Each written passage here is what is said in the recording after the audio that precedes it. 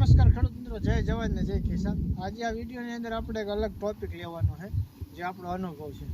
તમે પાછળ જોઈ શકો છો, આપણી દેશી ગીર ગાય બાંધી છે।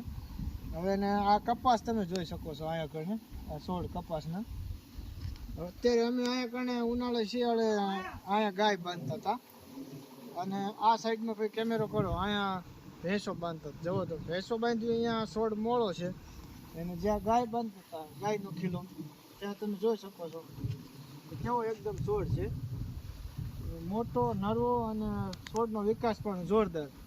એટલે આપણું વિજ્ઞાન ને આપણા કૃષિ યુનિવર્સિટી એવું કહે છે કે ગાયના સાણમાં અને તેના મૂત્રમાં અનેક ગણા હજારો બેક્ટેરિયા હોય છે, જે અન્યના સાણમાં હોતા નથી। ભેંસોના સાણમાં એવા હોતા નથી, એટલે ગાયના સાણમાં હોય છે।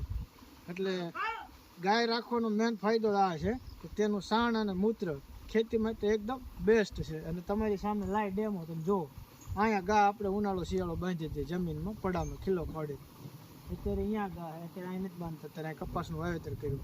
વિડીયો ગમે તો પ્રોફાઇલને ફોલો કરી દેજો, યુટ્યુબ ચેનલને સબસ્ક્રાઈબ કરી દેજો।